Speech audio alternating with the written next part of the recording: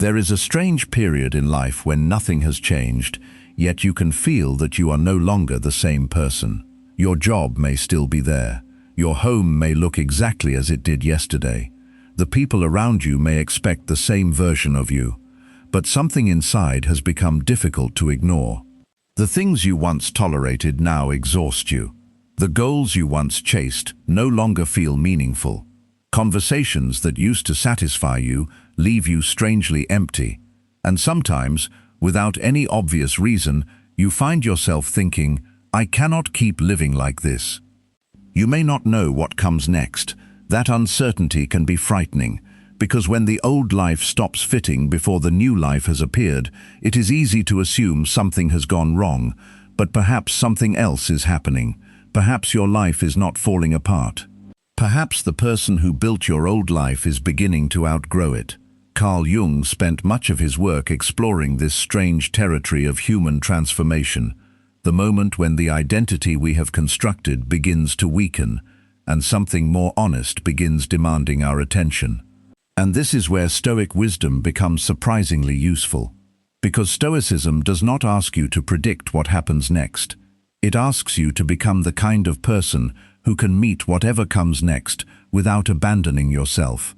So if you have been carrying the quiet feeling that your life is approaching a turning point, perhaps the question is not, "What is about to happen to me?" Perhaps the better question is, "What is changing inside me that makes my old life impossible to live in the same way?" That question takes us somewhere deeper. 1. You may be searching for a new life when what you really need is a new way of seeing yourself. Most people think transformation begins with an external event, a new job, a new relationship, a new city, more money, a completely different routine. But sometimes the external change never solves the problem because the person entering the new situation is still carrying the same internal story. You leave one workplace because you feel unappreciated. Then you enter another workplace and eventually feel the same way. You leave one relationship because you felt unseen. Then, years later, you discover that you are still desperately trying to prove your worth to someone else. The scenery changes. The pattern doesn't. Jung's deeper insight was that our experience of life is filtered through the image we carry of ourselves. If you secretly believe that you are incapable, ordinary challenges begin to look like evidence against you. If you believe you are unworthy, even sincere affection can feel suspicious. This is why two people can experience the same failure and walk away with completely different lives. One thinks, "This proves I am not good enough." The other thinks, "Now I know what I need to improve." The event is the same. The interpretation is different, and that interpretation influences the next decision. The next decision becomes a habit. The habit gradually becomes a life. This is one of the places where Stoicism meets psychology. You cannot control every event that enters your life, but you can work on the judgment you attach to it. Epictetus repeatedly returned to this distinction. The event itself and your judgment about the event are not the same thing. So before asking whether your life needs to change, look at the person who is interpreting your life. Maybe the first thing that needs to disappear is not your job, your relationship, or your circumstances. Maybe it is the outdated belief that you must remain the person you had to become in order to survive your past. 2. The exhaustion may be coming from the role you have been playing. There is another kind of tiredness that sleep does not fix. It comes from constantly performing, being the responsible one, the successful one, the dependable parent, the strong partner, the person who never complains, the person everyone can count on. At first, these identities can protect us. They help us function, they help us belong, but eventually the role can become so familiar that we mistake it for the whole person. Jung called this social mask the persona, the identity we construct so we can operate within family, work, and society. The problem is not having a persona. The problem begins when we forget that it is only one part of us. Think about someone who has spent 20 years being the strong one. What happens when they finally become tired? they may feel guilty for needing help. They may not even know how to ask for it. Or consider someone whose entire identity has become attached to a professional title. When the title disappears, they don't simply lose a position, they lose their answer to the question, "Who am I?" That is why certain transitions feel much larger than they logically should. Retirement, divorce, career changes, children leaving home, a business failing, a friendship ending. From the outside, these may look like circumstances. Inside, they can feel like an identity crisis. But sometimes, what is collapsing is not your life. It is an identity that has become too small for the life you are now capable of living. This is where a Stoic response becomes important. You can value your profession without becoming your profession. You can love someone without making their approval the foundation of your identity. You can be successful without needing success to prove that you deserve respect. Hold your roles. Do not let your roles hold you. Because when the old identity begins to loosen, fear will tell you that you are losing yourself. You may actually be getting closer to yourself. 3.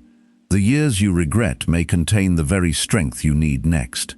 There are losses we understand immediately, and then there are losses whose meaning becomes visible years later. You may look back at a failed career and think you wasted 10 years. You may remember a relationship that ended and wonder why you gave so much of yourself to something that did not last. You may think about opportunities you missed and wish you had been wiser, braver, or more prepared.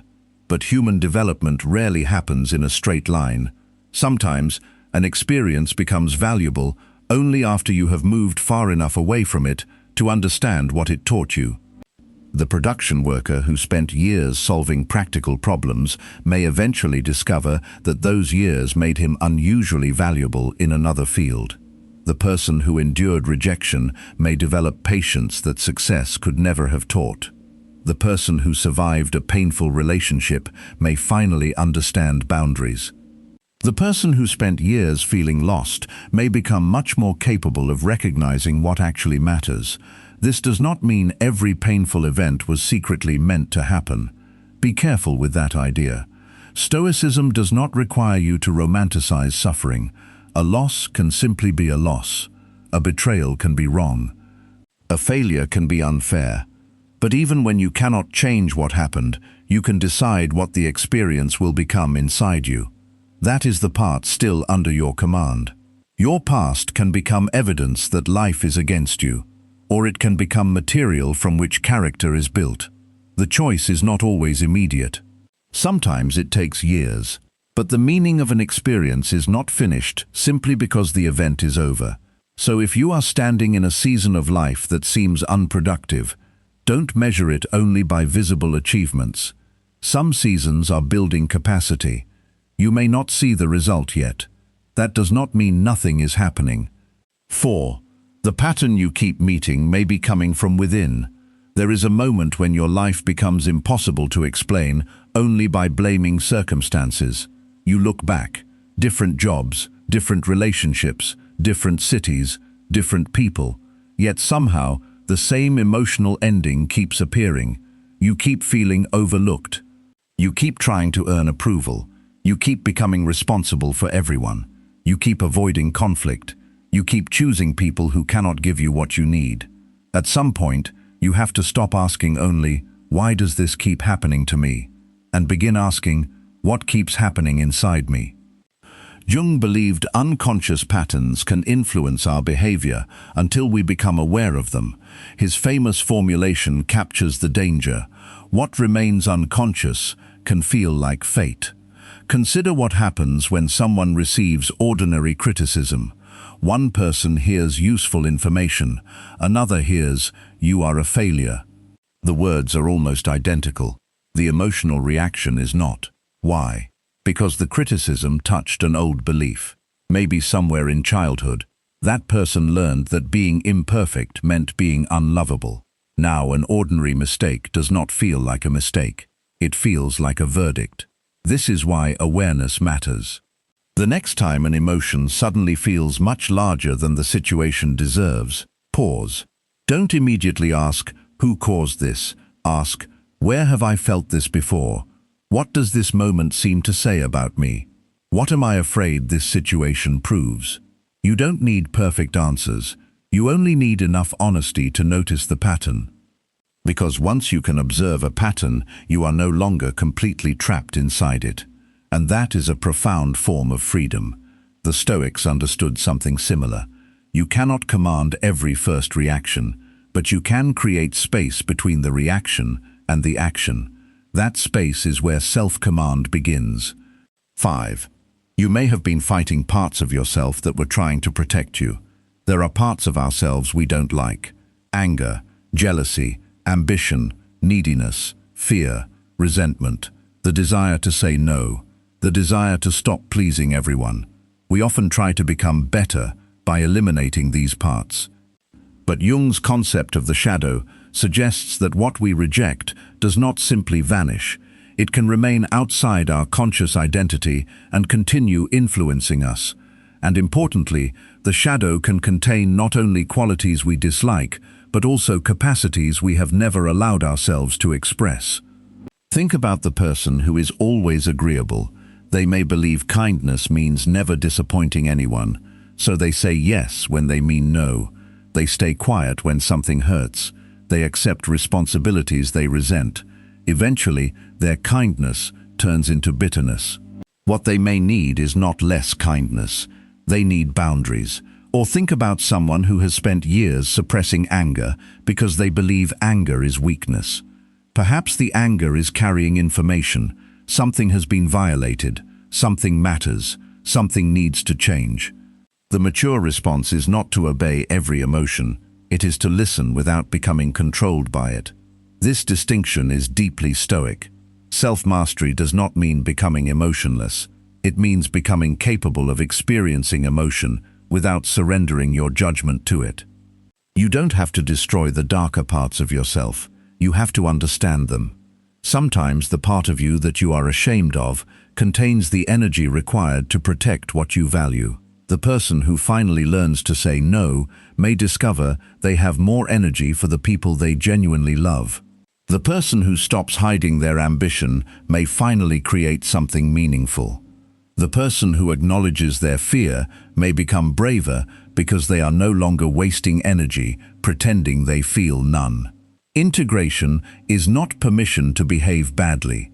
It is the willingness to see yourself honestly enough to choose wisely. 6. The turning point comes when you stop trying to become someone else. This may be the deepest change of all. For years, you may have been asking, what should I become? What would make my family proud? What would make society respect me? What would make someone love me?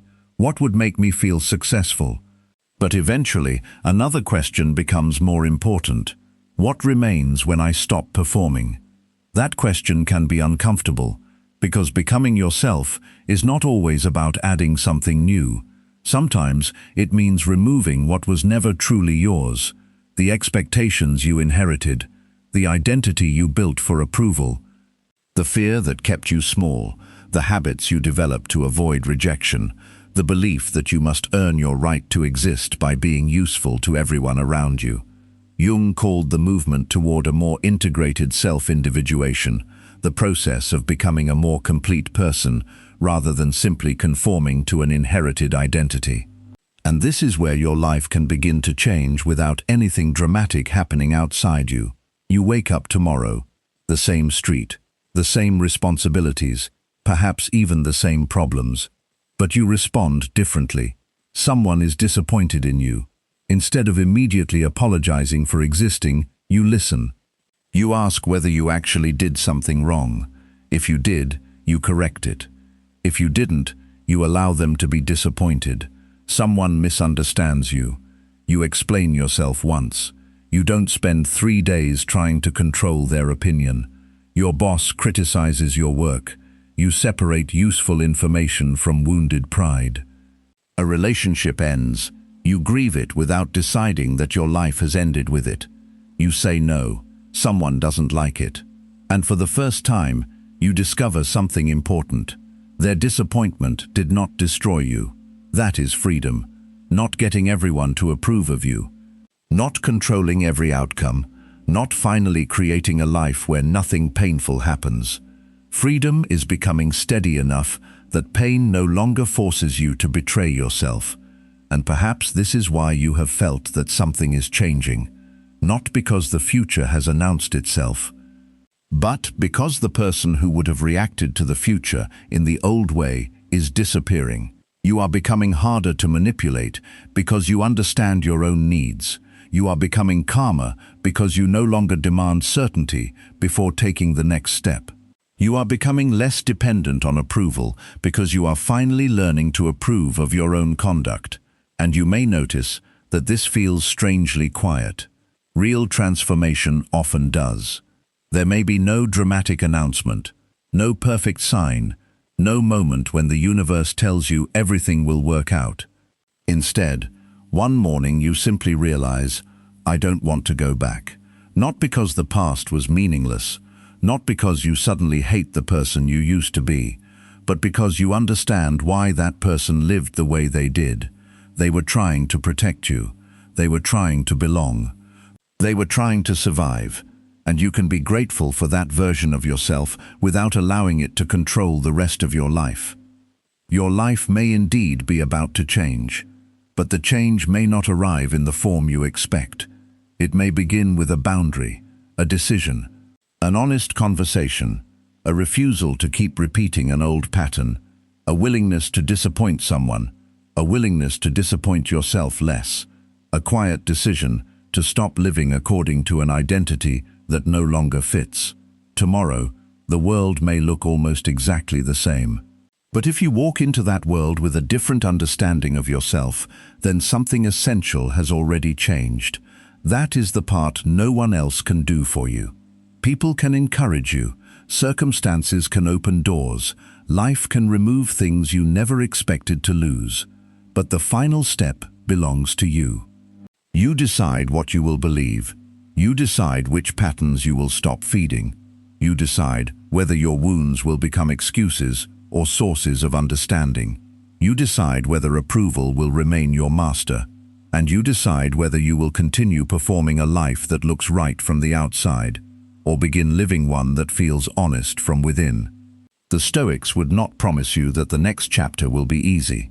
Jung would not promise that becoming yourself will be comfortable. Neither path offers that guarantee. What they offer is something more valuable, a way to meet uncertainty without abandoning yourself. So if you feel exhausted by the person you have been trying to maintain, pay attention. If old goals suddenly feel empty, pay attention. If the same emotional patterns keep returning, pay attention. If you are beginning to question identities you once defended fiercely, pay attention.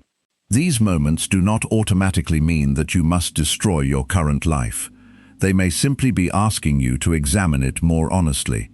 Perhaps the change you have been waiting for is not approaching from somewhere outside you. Perhaps it has already started inside you. And perhaps that quiet feeling you cannot explain, the sense that you are standing near the edge of a different life, is not a prediction about the future. Perhaps it is your awareness finally catching up with a transformation that has been happening for a long time. You do not need to know exactly where the road leads. You only need enough courage to stop walking in a direction that you already know is no longer yours. The next chapter does not begin when everything becomes certain. It begins when you become willing to live according to what you know is true. And sometimes the greatest sign that your life is changing is very simple. You no longer feel the need to become someone else. You are finally ready to become yourself. If this reflection stayed with you, continue with the next video. There may be another part of your inner world waiting to be understood.